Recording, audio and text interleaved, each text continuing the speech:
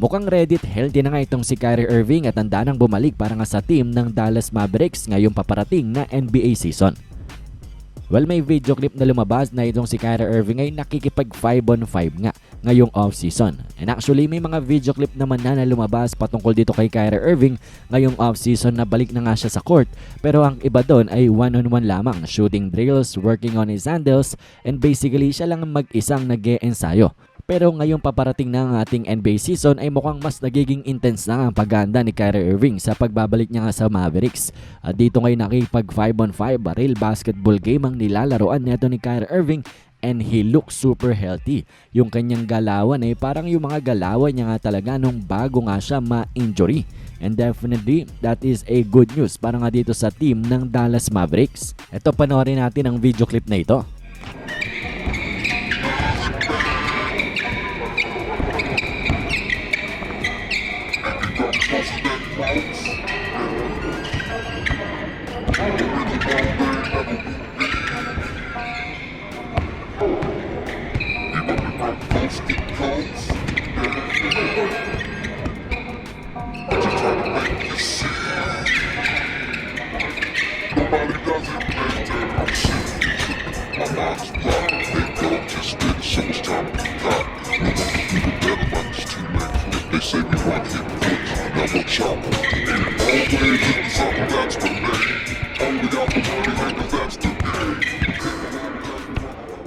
And definitely nga magandang makita na itong si Kyrie Irving ay parang balik na nga sa normal. Parang hindi nagkaroon ng torn ACL at mukhang 1000% healthy at ready na bumalik para sa team ng Dallas Mavericks. Siguro hindi na natin inaasahan itong si Kyrie Irving na mag-struggle sa mga first few games niya, first few months nang dahil dito pa lamang sa pag-ensayo niya ay parang normal na nga talaga ang kanyang galawan. Parang hindi nabawasan ang quickness ng agility itong si Kyrie Irving despite having a major surgery at major injury sa kanyang tuhod. Mukhang maasahan nga natin na itong si Kyrie Irving ay bumalik lang sa kanyang dating paglalaro. Yung very basic lang na umiscore ng 25 points, 30 points, and then hindi lamang yan nang dahil malaking tulong na rin ang kanyang veteran leadership dito nga sa kanilang mga batang player, kagaya na lamang ng bagong franchise player nila na si Cooper Flagg.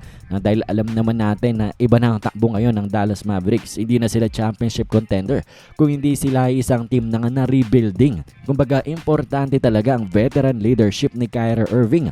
Ngayon parang they are building something for the future. Kaya nga ayaw din talaga alisin at i-trade neto ang Dallas Mavericks itong si Kyrie. Nakikita kasi nilang importance niya hindi lamang sa loob ng court, pati na rin off the court. Pero anyways, napakaganda ngang makita na itong si Kyrie Irving is looking like his old self dito nga sa kanyang recent workout video.